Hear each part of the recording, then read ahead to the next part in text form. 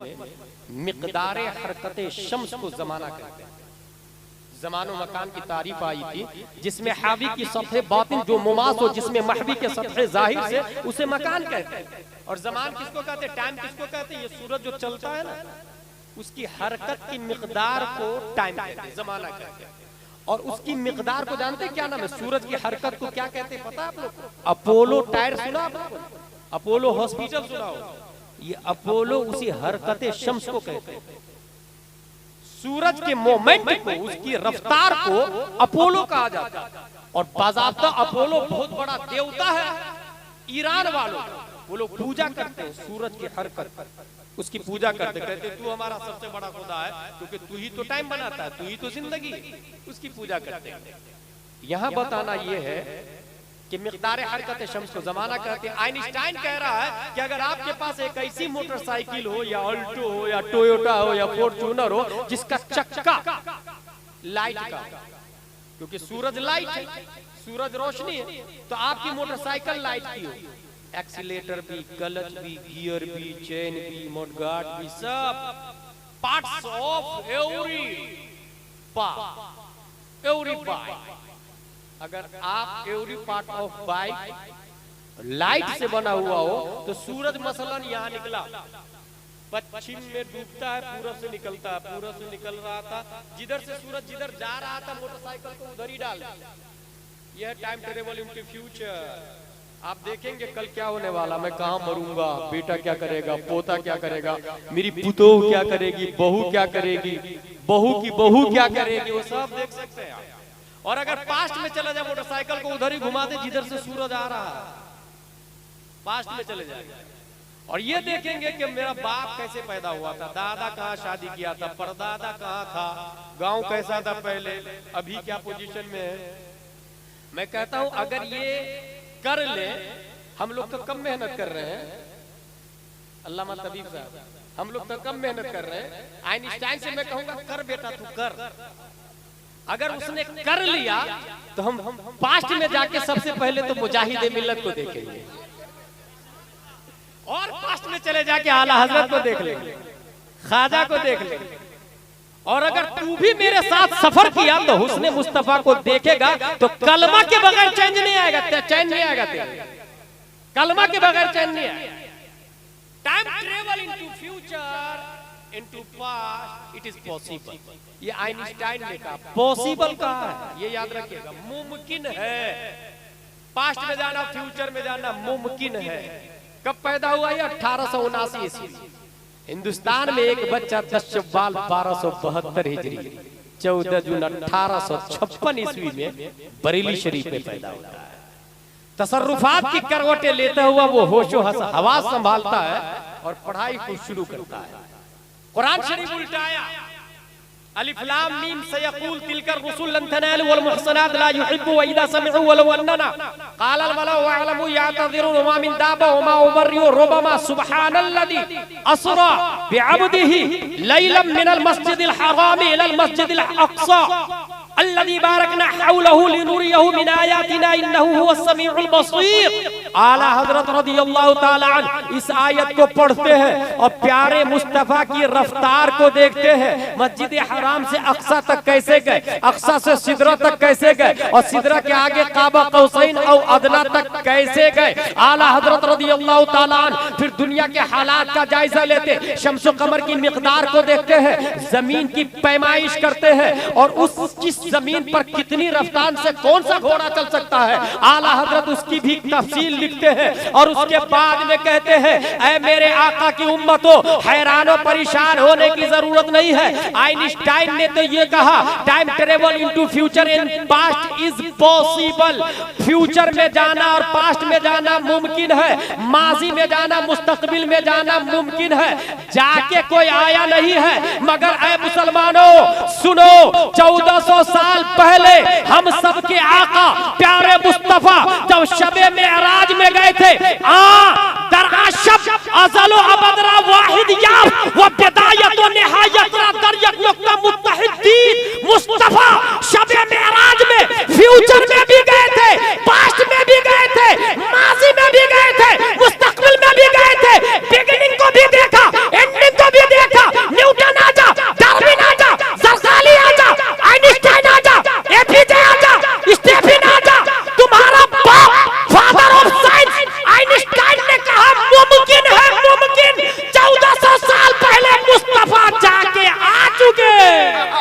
जिंदाबाद जिंदाबाद। नारे तकबीर। सभी लोग हाथों को लहरा के नारे का जवाब दें।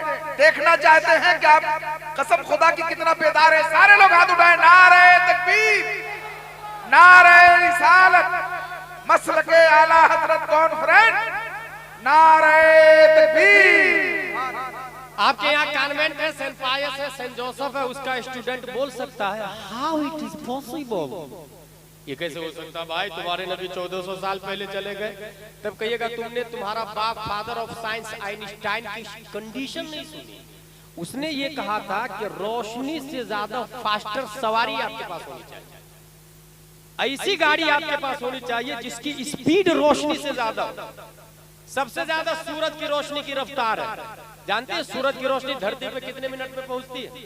साइंस की स्टूडेंट को पता होगा, 8 मिनट कुछ सेकंड में सूरज की रोशनी धरती पे पहुंचती है। 8 मिनट कुछ सेकंड में। माय ब्रो, ये सूरज जो सबसे बड़ा सैयारा इस जमीन से दिखता है, मैं चलो सूरज ही से पूछ लेते हैं, भाई सूरज तू ये बता तू चमकता कैसे है? तो सूरज बोलता है मिन हैसो हिया हिया, हुआ नहीं हिया हिया, मिन हैसो हिया हिया, मैं तो तारीख था, मैंने अपने दामन को दरे नबी पे फैला के रोशनी भीख में मांगी। अपने दामन को नबी की बारगाह में फैलाया और कहा हुजूर कुछ रोशनी मुझे भी अता कर दे, क्योंकि आप तो नूरुन अला नूर है। तो नबी ने रोशनी भीख में दी, भीख में। आज तक मैं चमक रहा हूं।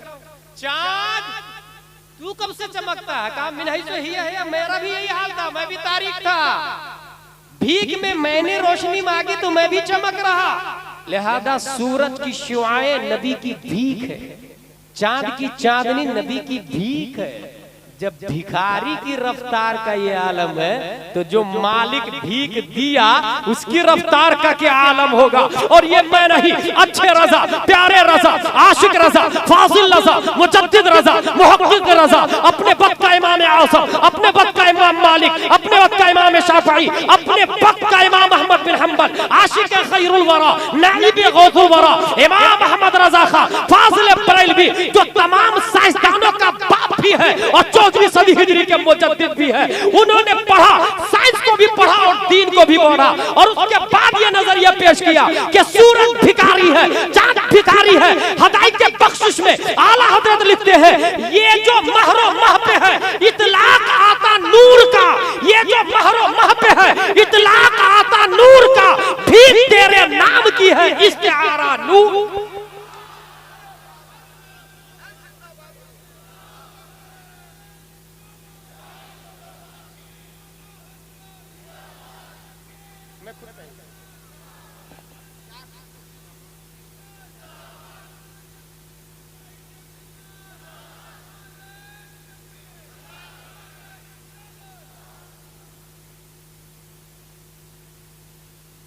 आला हजरत is a scientist, Quranic scientist. आला हजरत इज अ कुरानिक साइंटिस्ट। इस वक्त हिंदुस्तानी नहीं इंटरनेशनल न्यूज बना है कुरान के हवाले से कि 26 आयतों को कुरान शरीफ से हटा दिया जाए।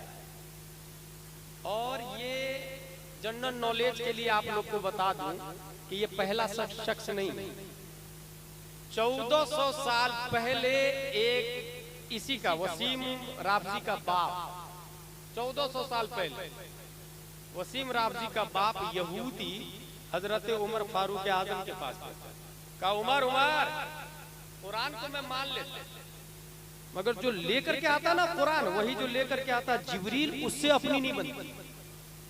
1400 साल पहले की बात बता रहा, बोले जिब्रील से अपनी नहीं बनती, नहीं तो कुरान को मान लेता हूं।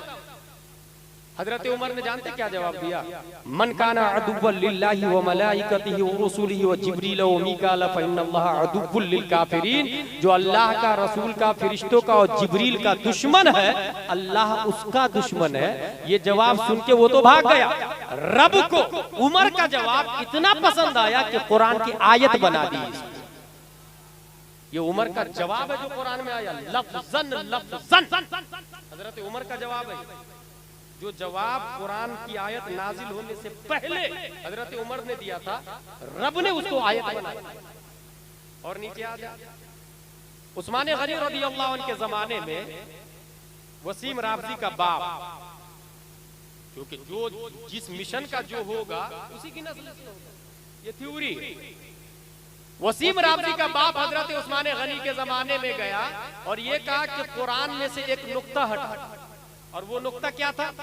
फलम्मा आता अहल क़रयतिन इस्ततामा अहलहा फअबौ अन युग़य्यिफूहुमा। मूसा और खिज़र अलैहिस्सलाम गांव में गए और गांव वालों से कहा, गांव वालों मुझे खाना खिलाओ, हमें खाना खिलाओ। अबौ, गांव वालों ने इनकार कर दिया। अच्छा, यहाँ दिमाग को रोके, इजराइल आप लोग समझते हैं ये कंट्री है, उसमें बनी इसराइल रहते हैं। बनी इसराइल यहूदी को कहा जाता है। इसराइल याकूब अलैहिस्सलाम का टाइटल, उन्हीं की औलाद को बनी इसराइल कहा जाता है। ये बनी इसराइल कितने कमीने हैं कि नबी को खाना नहीं खिलाया। ईमानदारी से बताए, सैयद मुकीमुर रहमान साहब आए हैं, आप लोगों ने खाना खिलाया? शब्बीर बरकाती साहब, ताहिर रजा रामपुरी साहब, तबीब साहब, शाहिद साहब, हमारे उलमाए किराम आए, आप लोगों ने खाना खिलाया? यहाँ अगर हबीबे मिल्लत आ जाए तो दिल को बिछा देते हैं, हुजूर मुजाहिदे मिल्लत आ जाए तो दिल को उठाते नहीं है। बरेली का अहमद रजा खान बोलता, करूं तेरे नाम पे जा फिदा, न बस एक जहां दो जहां फिदा। 1400 साल के बाद नबी की उम्मत ये कह रही है तेरे नाम पे जा फिदा कर, और हम लोग अपने पीर साहब के नाम पे जब जान कुर्बान कर सकते हैं तो नबी के लिए क्यों नहीं कर सकते भाई? मगर ये इतने मरदूद है बनी इसराइल जो अपने नबी को खाना नहीं खिलाया भाई। और वो दुनिया में बात कर रहा कि हम इंसाफ दिलाए, वो दुनिया में बात कर रहा हम इक्वलिटी लाए, वो दुनिया में बात कर रहा कि मुसलमान गंदे हैं, उल्टे चोर, कोतवाल। नबी को भगा दिया गाँव और हमको कह रहे पूरे माज़ल्लाहि रब्बिल आलमीन। गाँव वालों ने कहा अबौ, इनकार कर दिया गाँव वालों। अबौ का मतलब फा जबर फा, अलिफ जबर आ, बा वाव जबर बौ, फअबौ, इनकार कर दिया, जमा कर दिया। बनी इसराइल वसीम राबजी का बाप गया और ये कहा कि हजरत हजरत हजरत, ये जो बा का जो नुक्ता है इसको हटा के उसके ऊपर दो नुक्ते लगा दे और ता बना दे। फअतौ अन युग़य्यिफूहुमा, इसका मतलब होगा खाना खिलाया। इंसल्ट हो रही थी ना, नबी को खाना नहीं खिलाया, तौहीन हो रही थी, तौहीन हो रही थी ना उसकी। कहा हमारी तौहीन हो रही है, इस आयत को हटा दे। इसी से पता चला तौहीन हो रही थी तो आयत हटाने गया। राफजी की तौहीन हो रही है तो ये भी 26 आयतें हटाने की बात कर रहा है। कहीं ना कहीं ये कुरान से टकरा रहा है और कुरान इसकी हकीकत खोल के रख रहा है, इसलिए हटाने की बात कर रहा है। हजरत उस्मान गनी फरमाते, सुनो, बदले में दौलत लेकर के गए थे। हजरत उस्मान गनी ने जवाब क्या दिया? वसीम राबजी, वसीम रुश्दी, कान खोल करके सुन ले। जब तेरा बाप दादा गया था हजरत उस्मान गनी की बारगाह में, उनकी तमाम तर दौलत को जूती के नोक पे रख के उड़ा दिया और कहा, सुन, उस्मान गनी जान तो दे सकता है, कुरान का नुक्ता नहीं बदल सकता। आज भी उड़ीसा के सुन्नी मुसलमान, बल्कि दुनिया के सुन्नी मुसलमानों का यही जवाब है कि तेरा बाप गया था तो उस्मान गनी ने यह जवाब दिया। हम लोग उस्मान गनी के मानने वाले हैं, हमारा भी यही जवाब है। 26 आयतें तो बड़ी बात है, एक नुक्ता भी हम गवारा नहीं कर सकते बदलना। बदले में जान तो दे सकते हैं मगर मुस्तफा का लाया हुआ कुरान नहीं दे सकते।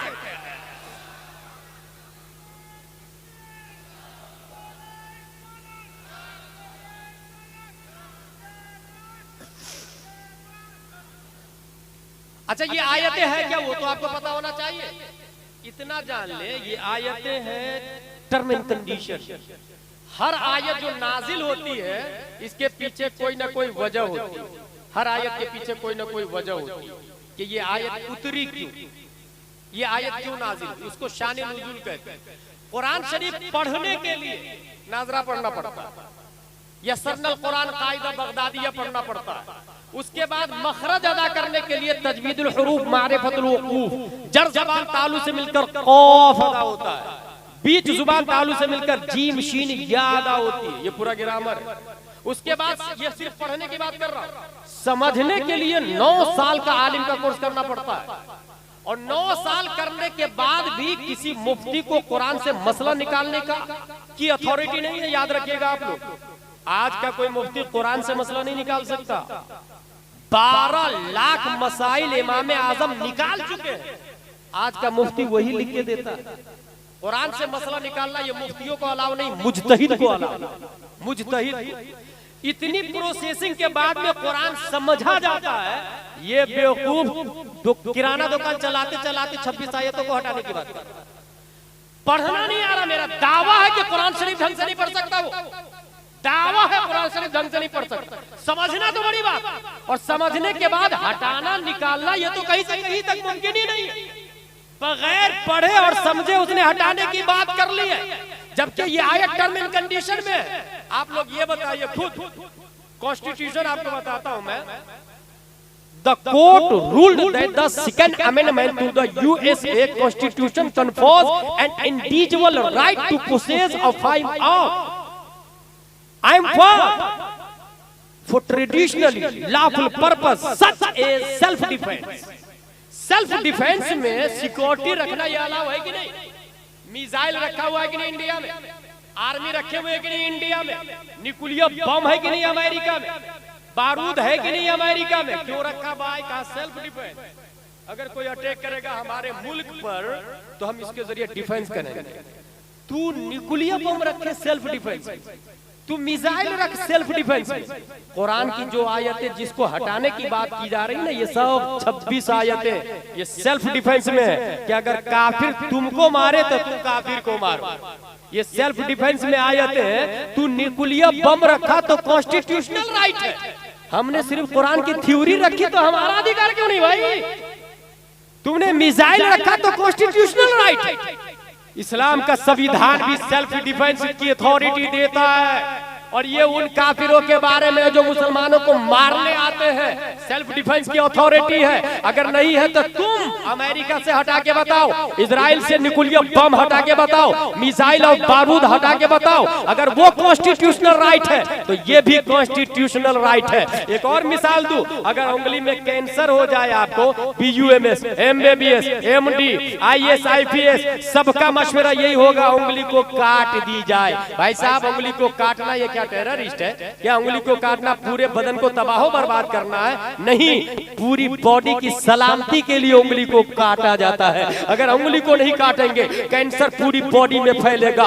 काफिर को इस्लाम ने मारने का हुक्म दिया है, उस काफिर को मारने का हुक्म दिया है जो समाज के लिए कैंसर है, जो सोसाइटी के लिए कैंसर है, जो मुल्क के लिए कैंसर है, जो दुनिया के लिए नासूर है, उसे यकीनन मारने का हुक्म दिया है। ये कॉन्स्टिट्यूशनल राइट है, इसे नहीं हटाया जा सकता है। तूने तो आज मिसाइल और न्यूक्लियर बम बनाया सेल्फ डिफेंस ने।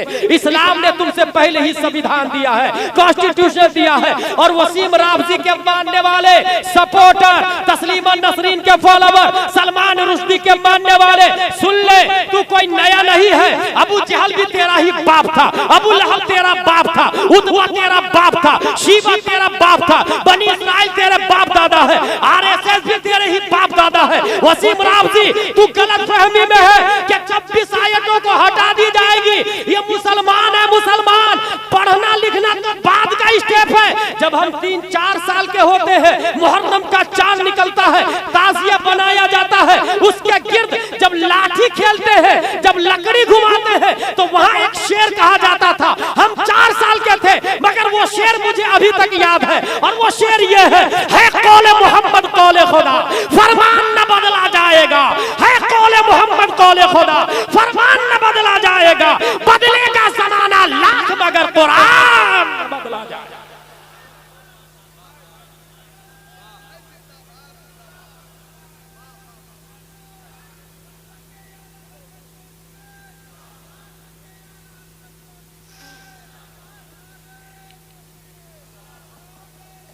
बहुत जिंदाबाद। 3-4 साल की उम्र में इतना मजबूत अकीदा हमें हड्डी में पिला दिया जाता है। गलत फहमी में तो कि हम 26 आयतों को हटा देंगे। अब बेवकूफ कहां से हटाने की बात कर रहा है? अगर कुरान की 2 तख्ती के दरमियान से हटा देंगे तो ये हाफिजों के सीने से कौन हटाएगा? और कुरान तू क्या समझता है? ये दूसरी दुनिया की किताब की तरह है। लोहे महफूज में भी कुरान लिखा हुआ है। और सुन, वो तुम्हारे मौलाना लोग होंगे जो मर के मिट्टी में मिल जाते हैं। हमारे मौलाना मुजाहिद मिल्लत है जो आज भी जिंदा है। अगर बारी आई तुमने अगर कुछ गड़बड़ी की भी तो मुजाहिद मिल्लत कब्र से पढ़ेंगे, हबीब मिल्लत सुनेंगे, दारुल उलूम मुजाहिद मिल्लत के तलबा लिखेंगे, 30 पारे फिर वजूद में आ जाए।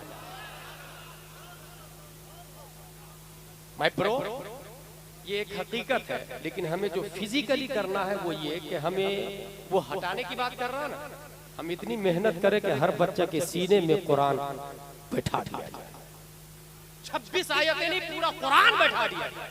उसके लिए करना ये होगा, हम लोग मकतब जहां जहां से आए हैं, दारुल उलूम में जाना फर्ज वाजिब नहीं है। आपके एरिया में एक आलिम जो जरूरत के मसाइल खुद बगैर किसी की मदद के किताबों से निकाल ले, उसे आलिम कहा जाता फतावा रज़विया में, वो काफी है। बकिया लोगों पर फर्ज उलूम हासिल करना जरूरी है, वुजू के फराइज, गुस्ल के फराइज, ज़कात, नमाज, हज वगैरह, पाक नापाक। तो इतने मसाइल कहाँ से सीखेंगे आप? वेरी सिंपल, अपने यहाँ के मकतब में अरबी के साथ में उर्दू भी लागू करें, और 2-2 घंटे की क्लास, 2 घंटे सुबह, 2 घंटे शाम।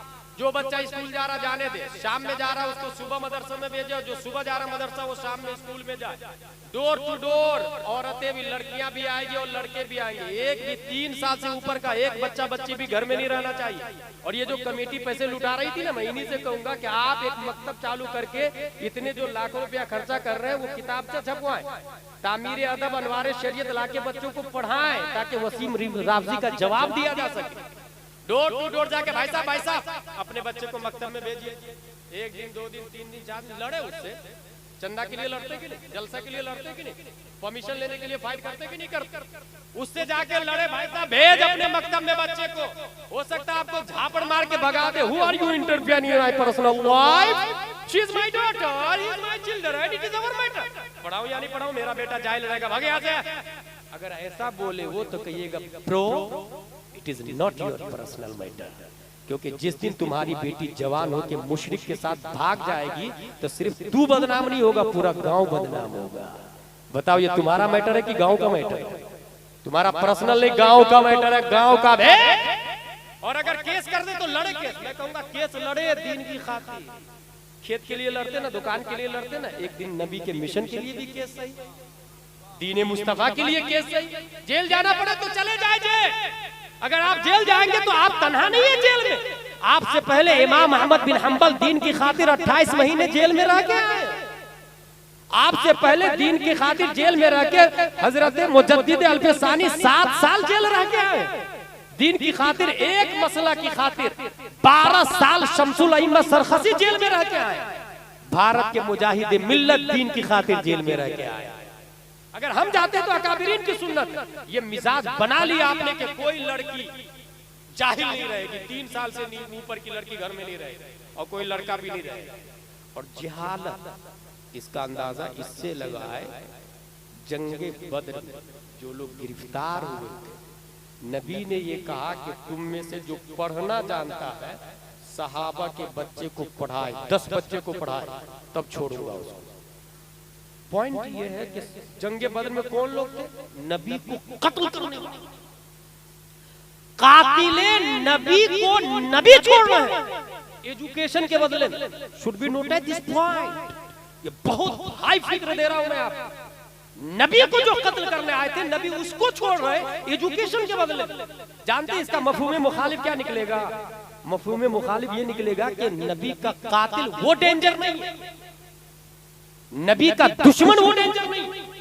इन द अदर वर्ड्स अभी आ जाए तो मुसलमानों के जो दुश्मन है ये मोदी और योगी, ये डेंजर नहीं है। उससे कहीं ज्यादा खतरनाक मुसलमानों की जहालत, उससे कहीं ज्यादा डेंजर मुसलमानों की जहालत। और गुलाम जिलानी अज़हरी फैजान ताजुल शरीयत से हदीस से बोल रहा है, जंग बद्र की हदीस से। इसलिए जलसों को इंजॉय के लिए बनाने की बजाय, ऐसे ऐसे पैसे देने की बजाय पूरी गड्डी ला के रख दे, अल्लाह ने दौलत दी है, वरना आपके अमल का हिसाब देना होगा आपको। और जलसा तलज्जुज के लिए करने की बजाय ताल्लुम के लिए, ताल्लुम के लिए सीखें और सिस्टम में चेंजिंग लाए, वरना वसीम राफजी फिर आएगा, फिर कोई पैदा होगा और हमें भुगतना पड़ेगा। परवरदिगार आलम हमें कुरान शरीफ, हदीस शरीफ, फिक्ह शरीफ पढ़ने, समझने, अमल करने की तौफीक अता फरमाए। वमा अलैना इल्लल बलाग। अस्सलामु अलैकुम।